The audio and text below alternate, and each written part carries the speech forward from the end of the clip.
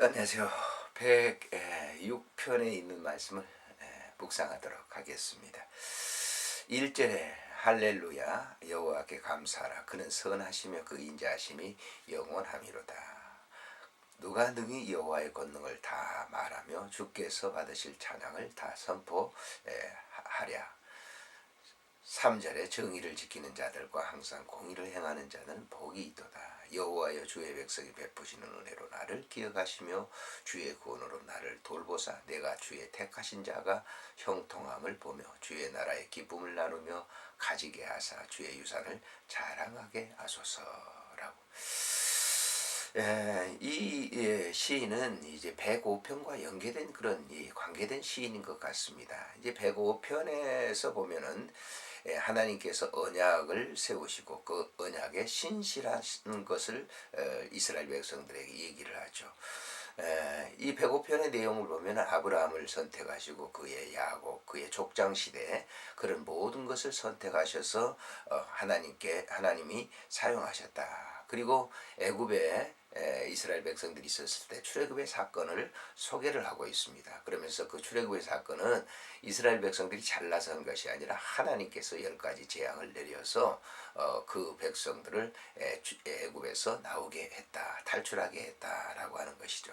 이것이 모두 하나님의 관심에 선택된 백성들을 하나님이 친히 인도하신다라고 하는 그런 그 고백을 이제 105편에서 하고 난 다음에 이 106편에서는 하나님께서 역시 지금도 과거에도 그랬지만은 지금도 우리들과 함께하는 그런 분이라고 하는 것을 시인은 고백을 하고 있는 겁니다. 그래서 하나님을 높일 수밖에 없다라고 하는 것이 시편 106편의 고백이다라고 하는 것이죠. 그래서 1절에 할렐루야 여호와께 감사하라 그는 선하시며 그 인자하심이 영원하미로다.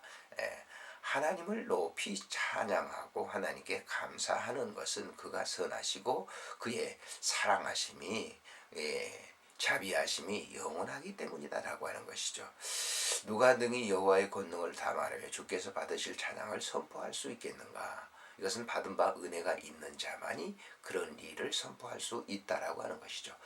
은혜를 아는 사람, 이 사람만이 이 사실을 선포한다. 우리가 믿음 생활을 할 때 하나님의 그 영적인 은혜를 체험해 본 사람만이 그 영적 체험한 사실을 전할 수가 있는 것이죠. 오늘날 많은 사람들이 이론적인 신앙에 갇혀 있는 그런 경우가 굉장히 많아요. 사실 기독교 신학이라고 하는 것은 이론 신앙이 아니라 체험 신앙입니다. 하나님께서 함께 하시는 것을 친히 체험하는 그것이 있었을 때 온전한 고백이 될 수 있는 것이죠. 3절에 보면 정의를 지키는 자들과 항상 공의를 행하는 자는 복이 있다. 하나님의 정의와 하나님의 공의를 행하는 사람들이 복이 있는 사람들이다. 하나님의 정의와 공의가 뭡니까? 하나님의 나라에서 이루어지는 그 모든 일이 하나님의 정의와 공의입니다. 이 땅에는 아담 이후에부터 불의가 들어왔습니다. 사단이 불의를 주었어요. 그래서 사람들의 양심이 불의하고 이래 나쁜 행동을 하게 되는 것이죠. 그렇기 때문에 우리가 하나님께 간구하는 것은 하나님의 의를 구하는 거예요. 공의를 구하는 것입니다. 주기도문을 보면 이렇게 돼 있지 않습니까? 하늘에 계신 우리 아버지 이름이 거룩히 여김을 받으시오며 나라가 임하옵시며 뜻이 하늘에서 이루어진 것 같이 땅에서도 이루어지이다. 바로 뜻이 하늘에서 이루어진 하늘의 뜻이 뭐죠? 공의입니다. 정의입니다. 그런 것들이 이제 우리에게 이루어지는 것이 진정한 복이다. 이것이 이제 임마누엘이죠. 4절에 보면 여호와의 주의 백성에 베푸신 은혜를 나를 기억하시며 주의 구원으로 나를 돌보사 내가 주의 택하신 자의 형통을 보고 주의 나라의 기쁨을 나누며 가지게 하사 주의 유산을 자랑하게 하나님이 나와 함께 하신 것을 만인들에게 자랑할 수 있도록 해 주십시오라고 얘기합니다. 우리가 우리의 조상들처럼 범죄하여 사악을 행하며 악을 지었다라고.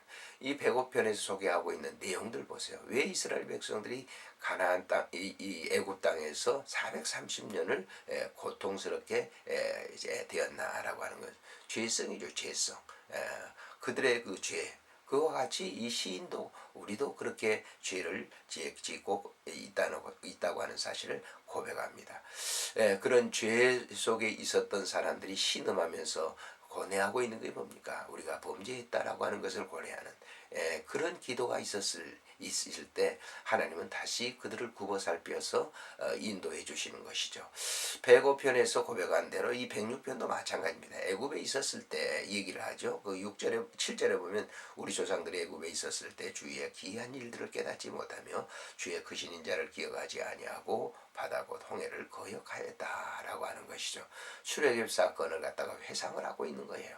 그들이 출애굽을 할 때 보세요. 10가지 재앙 내릴 때는 재앙을 내려서 그들을 이제 광야로 인도할 때 얼마나 좋아했습니다. 그 광야 생활에서 광야에서 조금 걸어서 이제 홍해에 다다랐을 때 홍해가 그들을 막고 있었죠. 뒤에는 애굽의 군대들이 쫓아옵니다. 그럴 때 그들은 지도자 모세를 원망하고 불평하고 탄식합니다. 모세를 통해서 하나님께서 홍해를 가르시고 난 다음에 홍해를 건너와서 애굽의 백성들이 수장됐을 때 정말 기뻐하죠. 찬양하죠. 미리암이 노래하고 찬양하고 하나님의 위대성을 찬양하는 것이 출애굽기 15장이잖아요. 그런데 그들이 보세요. 금시 이제 그것도 언제 그랬느냐. 마라에서 사건을 우리가 알 수가 있는 것이죠. 불평하고 원망합니다. 그러하듯이 이 시인도 마찬가지다 그런 거예요. 우리가 좋아할 때 하나님의 은혜를 받고 좋아할 때가 있는데 금방 현실에 일어나는 그러한 어떤 이 일들을 통해서 불평하고 원망하는 그 일들을 행하지 않도록 해 주십시오라고 하는 그런 이 고백을 여기서 하고 있는 것입니다. 그래서 맨 마지막 절에 이제 보게 되면 깁니다마는 이 48절에 보면 이렇게 얘기합니다. 여호와 이스라엘 하나님을 영원부터 영원까지 찬양할지어다. 모든 백성들아 아멘 찬양할지어다. 할렐루야. 결국은 이 결론이 뭐냐면 그런 죄악 가운데 우리를 건져주신 그 하나님 그분을 찬양하고 노래할 수밖에 없다. 영원하게 할 수밖에 없다라고 하는 것이 시인의 고백이죠. 이 고백은 오늘날 우리의 고백도 마찬가지입니다. 우리가 죄에서 구원받게 된 것, 우리가 죄에서 자유함을 받게 된 것은 하나님의 순전한 은혜입니다. 예수 그리스도를 이 땅에 보내서 누구든지 그를 믿기만 하면 그의 죄를 정결케 하시고 깨끗게 하시고 의롭다 하시고 지칭을 해주시는 분이 하나님이신 것을 오늘도 우리가 고백하면서 그분을 널리 선포하고 전하는 그런 삶의 사역을 이루는 것이 굉장히 우리 믿는 사람들에게 도리가 아닌가 그런 생각을 해봅니다. 오늘도 이 말씀을 묵상하면서 이 말씀이 기록된 말씀으로서 그치는 것이 아니라 우리 내면 속에서 역사하는 그런 말씀이 되어서 만인들에게 우리의 이 신앙의 기쁨의 삶을 증거하고 노래하는 그런 삶이 됐으면 합니다. 안녕히 계십시오.